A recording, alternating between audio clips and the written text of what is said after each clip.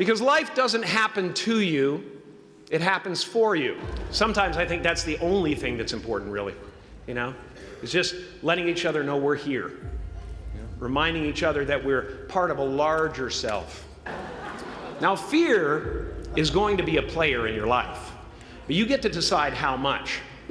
You can spend your whole life imagining ghosts, worrying about the pathway to the future, but all there will ever be is what's happening here, and the decisions we make in this moment, which are based in either love or fear. So many of us choose our path out of fear disguised as practicality. What we really want seems impossibly out of reach and ridiculous to expect, so we never dare to ask the universe for it. I'm saying I'm the proof that you can ask the universe for it. Please.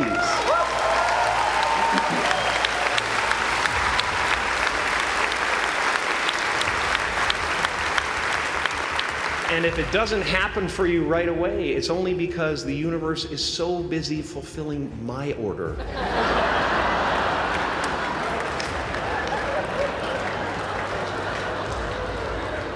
Party size! My father could have been a great comedian, but he didn't believe that that was possible for him. And so he made a conservative choice. Instead, he got a safe job as an accountant. And when I was 12 years old, he was let go from that safe job. And our family had to do whatever we could to survive. I learned many great lessons from my father, not the least of which was that you can fail at what you don't want. So you might as well take a chance on doing what you love.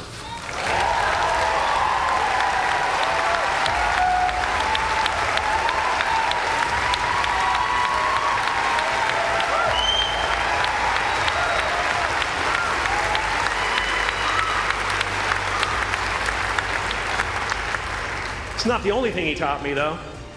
I watched the effect of my father's love and humor and how it altered the world around me.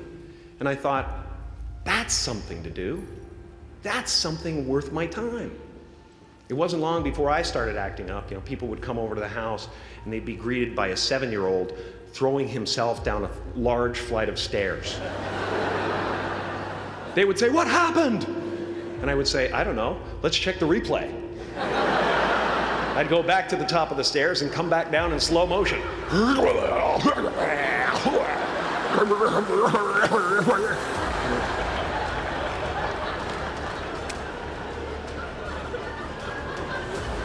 It was a very strange household.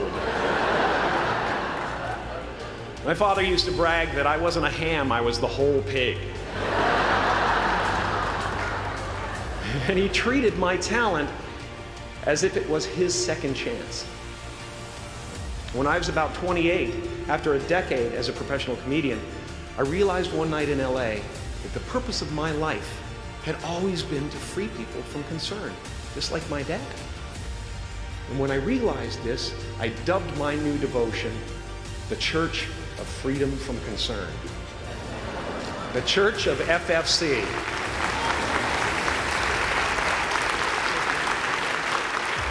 And I dedicated myself to that ministry. What's yours? How will you serve the world? What do they need that your talent can provide? That's all you have to figure out. As someone who's done what you're about to go and do, I can tell you from experience the effect you have on others.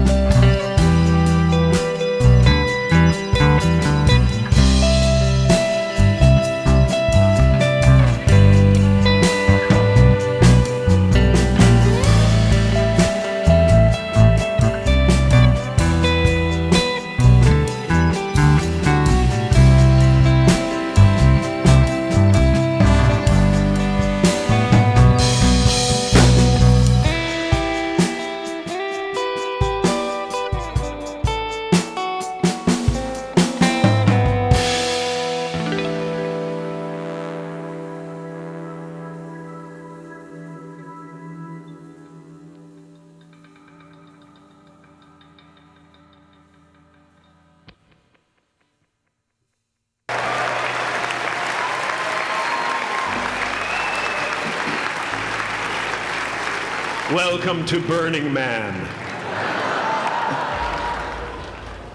Some pretty crazy characters up there, but better up there than in here. You know, painting is one of the ways, thank you. Painting is one of the ways I free myself from concern, a way to stop the world through total mental, spiritual, and physical involvement. But even with that comes a feeling of divine dissatisfaction, because ultimately, we're not the avatars we create. We're not the pictures on the film stock. We are the light that shines through. All else is just smoke and mirrors, distracting, but not truly compelling. I've often said that I wished people could realize all their dreams and wealth and fame, and so that they could see that it's not where you're going to find your sense of completion.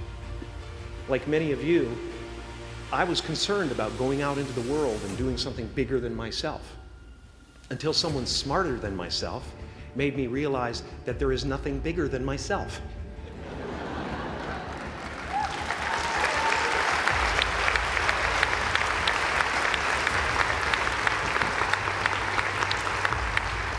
My soul is not contained within the limits of my body. My body is contained within the limitlessness of my soul.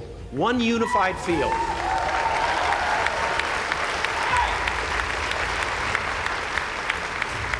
One unified field of nothing, dancing for no particular reason, except maybe to comfort and entertain itself.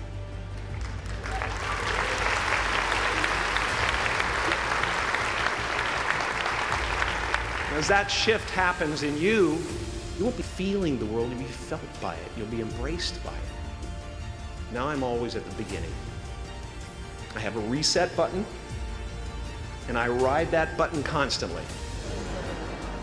Once that button is functioning in your life, there's no story that the mind could create that will be as compelling. The imagination is always manufacturing scenarios, both good and bad, and the ego tries to keep you trapped in the multiplex of the mind.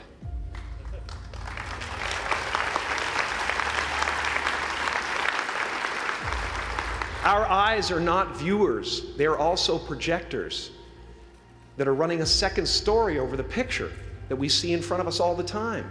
Fear is writing that script, and the working title is, I'll Never Be Enough.